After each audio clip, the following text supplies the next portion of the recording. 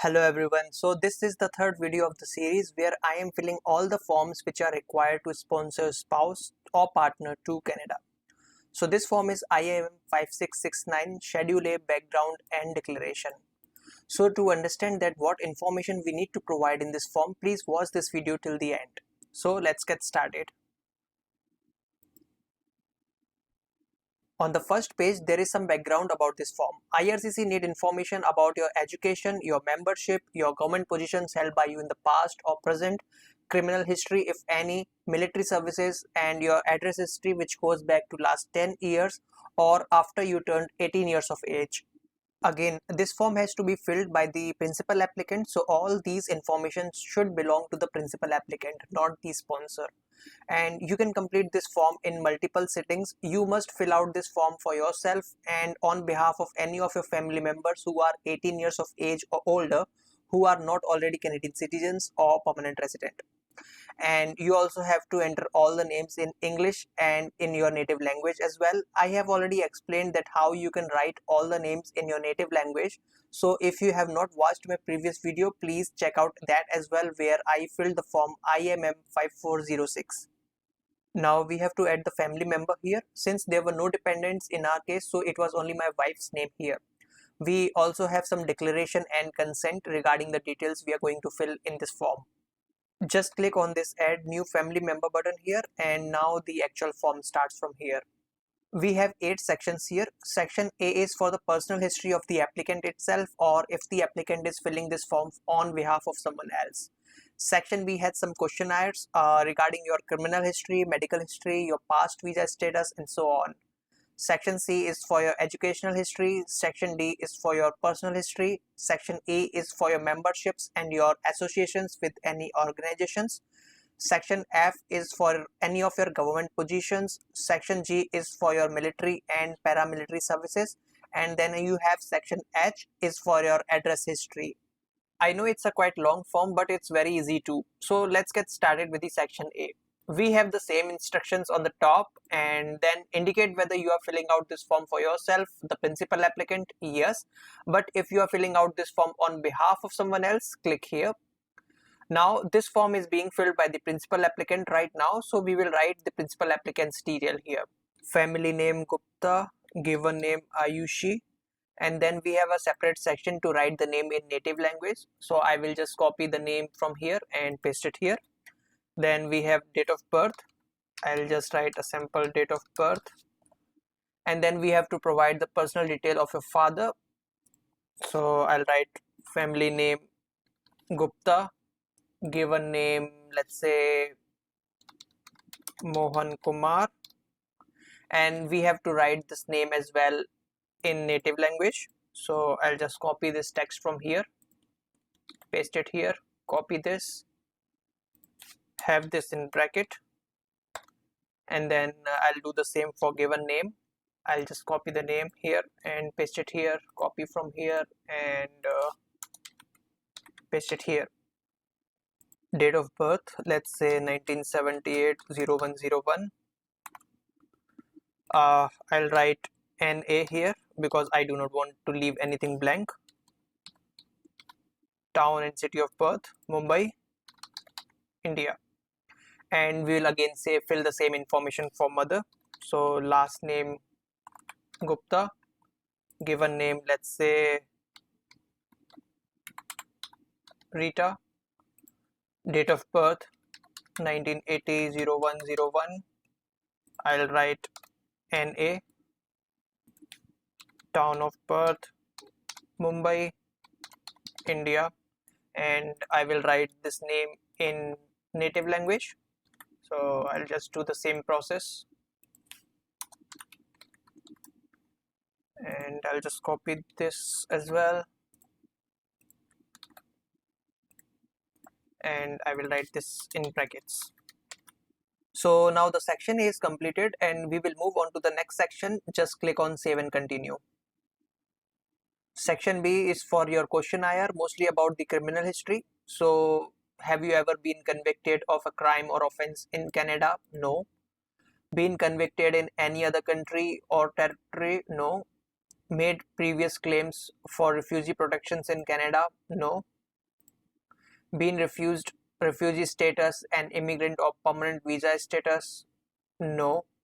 Or a temporary visa status? No. Been refused admission to or order to leave Canada or any other country? No. Been involved in act of genocides, in war crime, in or in any commission of a crime against humanity? No. Used, planned, or advocated the use of armed struggles or violence? No. Use of armed struggle? No. Part of criminal activity? No. Have you ever put in jail? No. Any disease or physical mental disorder? No. And if you have said yes for any of the above, please mention the full explanation here. But in my case, everything was no, so I will just write NA. And we are done with the section B. Click on Save and Continue button. Now section C is for your education, the education of the principal applicant. You have to fill the number of years completed for all stages of education.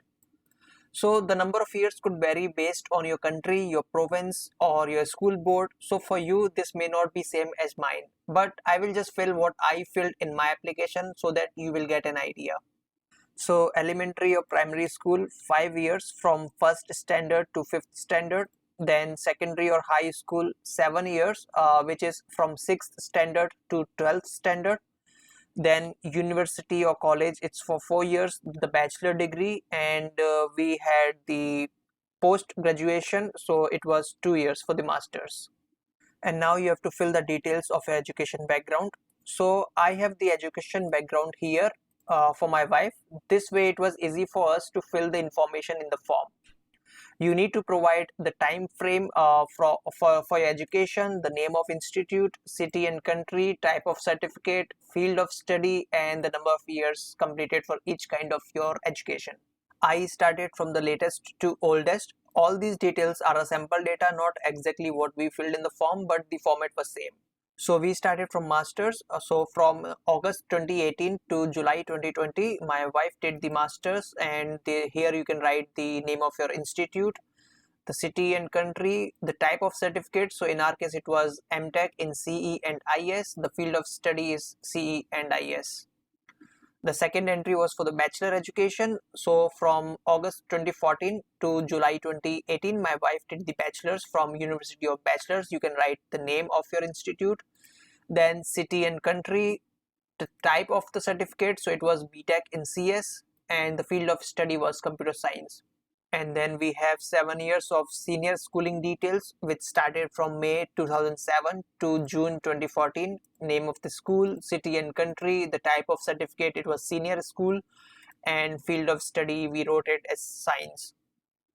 Then 5 years of your primary education. So it started from May 2002 to April 2007. Name of the school, city and country, the type will be primary school, and the field of study we filled as general. So I will fill all that detail in the form now. So education 1, which is masters, so it started from 2018-08 to 2020-07. Name of the institute, you can write University of Masters, city and country, let's say Delhi, India. Type of certificate or diploma, it's MTech in CE and IS. Field of study, CE and IS. This is how we filled the form. And so this is education 1. We can just add the another education from here and do the same process which we just did. So now I have filled all the remaining educations here, and once you are done filling all the details here, click on Save and Continue to move on to the next section. So this section D is for the personal history of the principal applicant, and make sure that year and month information you are providing here should match with your education section as well from the previous page. So it says that provide the details of your personal history for the past 10 years or since your 18th birthday if it was less than 10 years ago. Start with the most recent information. Under activity, write your occupation or job title if you were working. And if you were not working, provide information on what you were doing. For example, unemployed, studying, traveling, retired, or in detention. And if you were outside of the country of your residency, indicate your status in the country or territory you were in. And this is the important note, that please ensure you do not leave any gaps in time. Failure to account all the time periods will result in a delay in the processing of your application. I drafted all the information into the Excel first so that I don't make any mistakes and I don't miss any time period. So I'm starting with the most recent information. The first entry I have here is for my wife's job, where she was working from July 2020 and she was the software engineer there. I provided the city and country, status in that country, and name of the company as well. Then second point I have is for her masters. She was studying in this city and country, and then name of the institute. Before that, she was at home for 1 month waiting to start for her post graduation. So I added that time frame as well and mentioned that she was unemployed during that time, and name of the company is not applicable. And then 4 years for a bachelor's, and before that 2 months at home when she was waiting to join the college. And before that, I provided her schooling details as well, because we have to provide the last 10 years of details.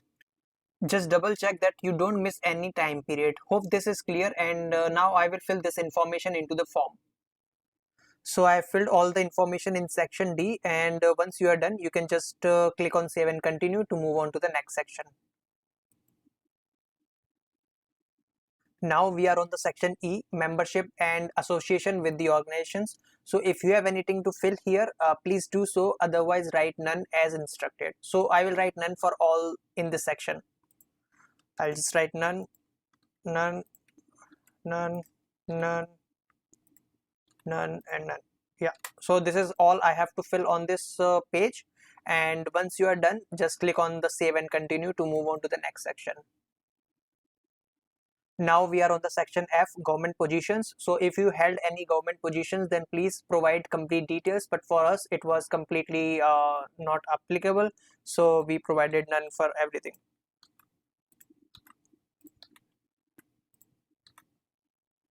And once you're done, just click on save and continue to move on to the next section. Again, same for section G, military and paramilitary services. If it applies to you, then please provide complete details, but again for us it was not applicable, so I will write none.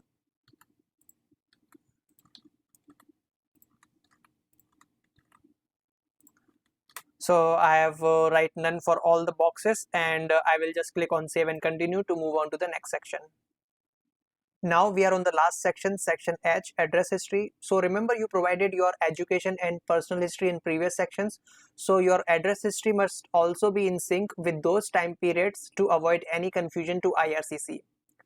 List all addresses where you have lived in the past 10 years or since your 18th birthday if it was less than 10 years ago, and do not use PO box addresses.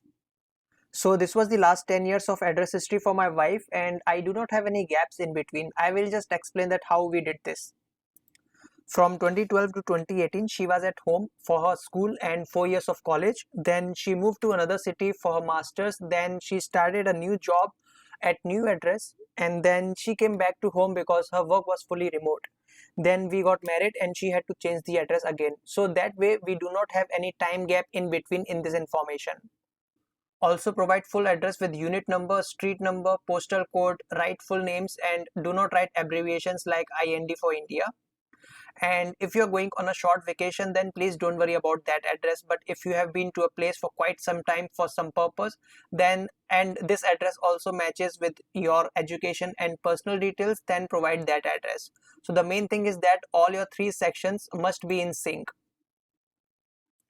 So I have filled all the address history here, but if you are not able to provide your complete address or any name due to the character limits, then please write that in letter of explanation and provide full information there. We will see that in one of the next video. And once you are done, click on save and continue. And now you are back on the first page of this form. So you have completed all the details for the principal applicant. Now if you have any dependents in this application, so add them from here and follow the same process again. Now if you scroll down, there is some declaration by the applicant, and it requires your digital signature. So to sign, just enter your full name, same as your passport. And once you're done, just click on complete and return to the application. This will not submit your form, and you can come back and change any information until you finally submit your application. So just to clarify once again, all the details I have filled in this form are totally random and is not 100% accurate.